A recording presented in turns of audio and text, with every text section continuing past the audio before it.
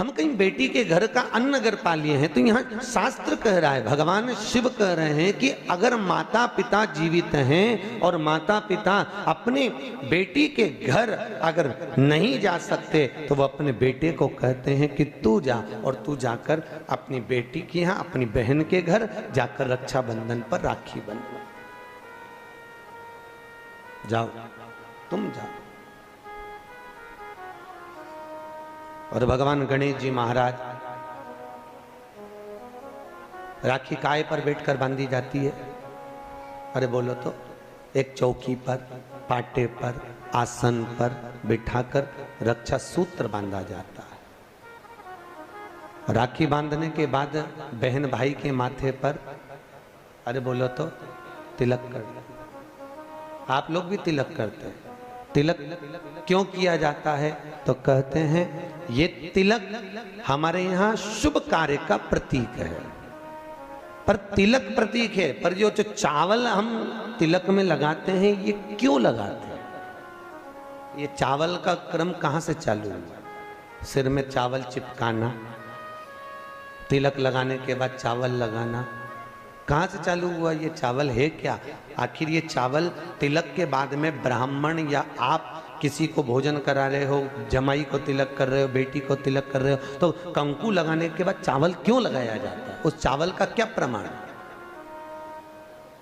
उस अक्षत का क्या प्रमाण? क्यों लगाते हैं उसको?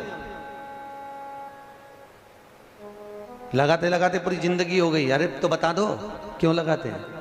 वो चावल का क्या प्रमाण है?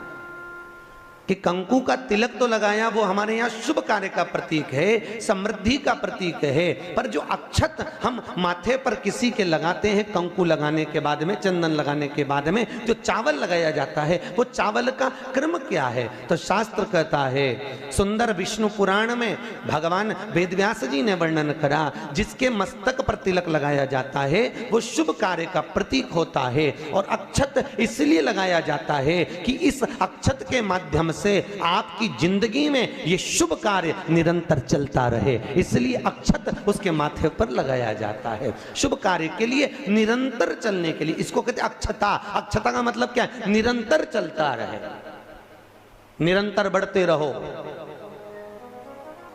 दूल्हा दुल्हन की जब जयमाला होती है, आपके यहाँ होता कि नहीं होता पता नहीं, पर महाराष्ट्र में तो एक नियम है कि दूल्हा दुल्हन की जब जयमाला होती है तो सबको पीले चावल दिए जाते हैं। इधर देते हैं क्या है? तो पीले चावल देते हैं, और पीले चावल देकर फिर उसको सतिवचन के अनुसार उस पर छोड़ा जाता है, शुभ मंगला। अरे बोलो तो, सावधान, शुभ मंगला, सावधान।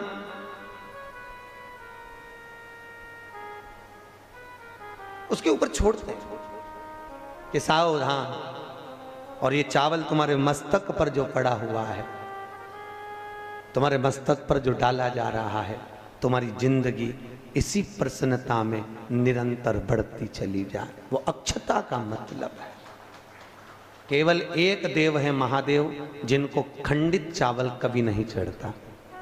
शिव जी को आप बहुत सारा चावल नहीं चढ़ा सकते, एक दाना चढ़ाओ, पर खंडित मत चढ़ाओ। अक्षत, शंकर को कोई चीज खंडित नहीं चढ़ती। बेलपत्र भी चढ़ाओ, भले एक चढ़ाओ, पर पूर्ण चढ़ाइए। भगवान भोलेनाथ को पुष्प चढ़ाइए, पूर्णता में चढ़ाइए। हम कई जगह मंदिरों में जाते हैं तो भगवान के ऊपर फूल देखते हैं, तो फूल कई बार शिव जी के ऊपर, कई बार शिव जी के ऊपर, भगवान के ऊपर, आपके घर के मंदिर में कई बार कई लोग जो पुष्प चढ़ाते हैं, वो पुष्प चढ़ाने का तरीका भी लोगों को नहीं मालूम। जो फूल चढ़ाते हैं वो कई बार देवता के ऊपर रख देते हैं, इस तरह से। भैया, शास्त्र कहता है जिसके ठाकुर जी पर, जिसके मंदिर में, जिसके देवी देवता पर अगर पुष्प को उल्टा रख दिया जाए तो जितने शुभ कार्य हमारे घर में होने वाले रहते हैं वो सारे टलते चले जाते हैं। आज की जगह कल, कल की जगह परसों, परसों की जगह नरसों, नरसों की जगह खरसों। तुम करके देखना, अपने आप शुभ कार्य टलेंगे। इसलिए भगवान के सम्मुख में जो पुष्प चढ़ाया जाता है वो सीधा चढ़ाया जाता है। यहां तक शास्त्र कहता है अगर भगवान को पुष्प चढ़ा रहे हो तो अगर सीधा और उल्टा नहीं मालूम तो नीचे की जो डांट है उसको तोड़ दीजिए और पत्ती की पत्ती, पंखड़ी की पंखड़ी भगवान को समर्पित कर दीजिए। वो शिव जी को स्वीकार होगा, वो भगवान को स्वीकार होगा। ये उसी में का हाल, उसी में का सुख है। जैसे पानी में पड़ा हुआ पुष्प, काय में पड़ा हुआ, अरे बोलो जम के, पानी में।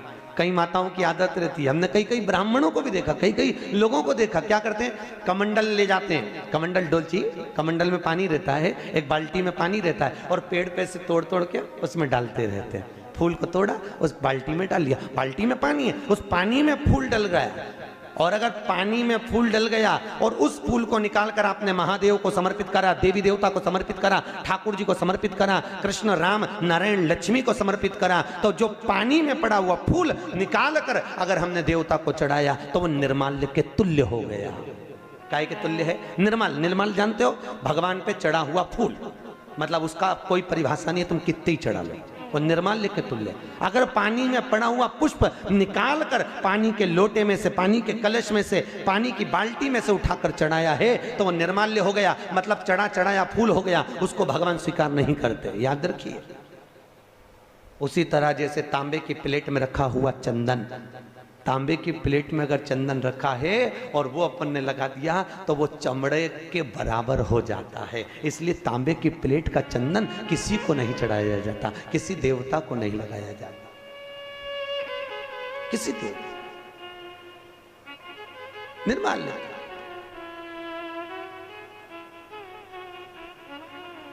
भगवान शिव कहते हैं तुम्हारे पास में कुछ नहीं है, पूर्णता का समर्पण, पूर्णता। पर आज के जमाने में लोग पूर्णता देते कहां हैं? एक बात बताओ, भगवान के मंदिर में नारियल फोड़ा, राम जी के मंदिर में, हनुमान जी के मंदिर में नारियल फोड़ा, और वो नारियल फूटने पर अच्छा निकल गया तो भगवान ने स्वीकार करा कि नहीं करा? अरे बोलो जम के, अच्छे से बोलो, करा? अच्छा ठीक है, आप बोल रहे हो करा, शिवा पुराण करे ही नहीं करा। अगर नारियल फोड़ने पर राम मंदिर, हनुमान मंदिर में, देवी मंदिर में नारियल को फोड़ा और फूटने के बाद अगर वो नारियल अच्छा निकल गया, उसमें से थोड़ा सा टुकड़ा तो तुमने भगवान को चढ़ाया, बाकी का सब घर ले जाके चक्कू से निकाल निकाल के खा गए। और मान लो वो नारियल फूटने पर बेकार निकल गया तो तुम उसको घर ले जाओगे?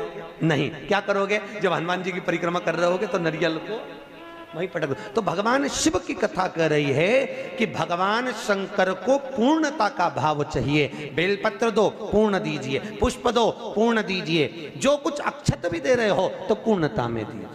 भगवान को अधूरा समर्पण नहीं चाहिए।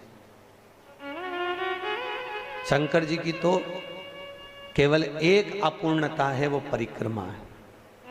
देखिए शिव जी की परिक्रमा कितनी होती है? आधी, पूरी नहीं होती। वो भी क्यों होती है आधी? ये शंकर जी ने गड़बड़ी कर दी थी ना। बड़ा जो बेटा था वो माँ को प्रिय था और छोटा बेटा, अरे बोलो तो, बाप को प्रिय था।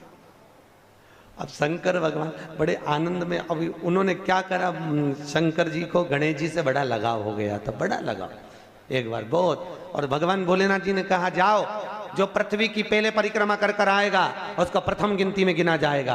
कार्तिकेय तो गए मोर पर, गणेश जी बैठे चूहे पर, और माता पिता की परिक्रमा लगा ली। अब माता पिता की परिक्रमा लगाई तो शंकर भगवान को हंसी आ गई, और शंकर जी ने रोक कर कहा बेटा क्या कर रहे हो? भोलेनाथ जी से कहा पिताजी मैंने आपकी परिक्रमा लगा ली, तमेव माता च पिता तमेव बंधुश्च सखा तमेव, मैंने आपकी परिक्रमा लगा ली, मतलब मेरी पृथ्वी की परिक्रमा हो गई। तो भगवान भोलेनाथ ने कहा गणेश मैं तुझे प्रथम गिनती में गिनता हूं तो पहले पूजा जाएगा। जैसे ही भगवान शंकर ने बोला, माता पार्वती सिंहासन पर से खड़ी हो गई। पार्वती सिंहासन पे से जैसी खड़ी हुई, थोड़ी देर में कार्तिक के बाबा आ गए, और कार्तिक ने आकर कहा वाह माँ, वाह माँ, गजब करा तूने, छोटे भाई को प्रथम गिनती में गिनवा दिया और मैं बड़ा बैठा ही रहा। मैं तो परिक्रमा करने गया था माँ, परिक्रमा गणेश ने करी वो तुम्हारी करी, पर पिता के वचन को अगर निभाया तो मैंने निभाया है कि जो पृथ्वी की पहले परिक्रमा कर कर आएगा वो प्रथम गिनती में गिना जाएगा। मैंने पृथ्वी की परिक्रमा करी है, माना आप माता हो, माना आप पिता हो, पर गिनती तो वही कराई जाए। माँ आज मेरा अपमान हुआ है। कार्तिकेय जी ने कहा जगदम्बा खड़ी होकर बोली, भोलेनाथ मैं आपसे वचन लेती हूं, आप भोले हो, आप दयालु हो, आप करुणा सागर हो, जो आपकी परिक्रमा लगाएगा आप उसको हर कुछ दे दोगे। इसलिए आज आपसे वचन लेती हूं कि आपकी परिक्रमा जिंदगी में कभी पूरी ना लगे, जो लगाए उसे हत्या का दोष लग जाए। शिव जी ने कहा तथास्तु, तथास्तु। उस दिन का नियम है, शिव जी की परिक्रमा आधी चालू होकर आधी में पूर्ण हो जाती है, पर बाबा भोलेनाथ जी की परिक्रमा पूर्ण नहीं होती, क्योंकि बहुत सरल देव है साहब बाबा भोलेनाथ, बहुत सरल, बहुत सरल। कितना सरल देव। आपके यहाँ कोई ऐसा देवता बताओ, राम जी के ऊपर दिन में 2 बजे जाके पानी चढ़ा के बताओ, भगवान विष्णु पे देवी जी के मंदिर में जाके चढ़ा के बताओ। केवल एक भोलेनाथ जी आराम से बैठा है, जब तू घर में फ्री हो जाए तब लोटा लेके आ जाना, जब तू फ्री। और सावन महीने में तो कभी आप काशी, महाकाल, उज्जैनी आदि आधिक, ओमकारेश्वर, मल्लिकार्जुन आदि आदि जगह जाके देखो तो इतनी भीड़ रहे, लोग कांवड़ जानते हो ना, कांवड़ लेकर जाते हैं, और कांवड़ लेके जाके पानी की पानी, और कोई तो वहीं पे कांवड़ का लोटा तक भगवान पे फेंक दे। पार्वती जी बोलती हैं, भोलेनाथ क्या दशा हो रही तुम्हारी? भगवान बोले, मैं भी चुप बैठा, तू भी चुप बैठी रहे, आपने कहीं नहीं बोलना, बस चुपचाप बैठे रहो आंख बंद करके।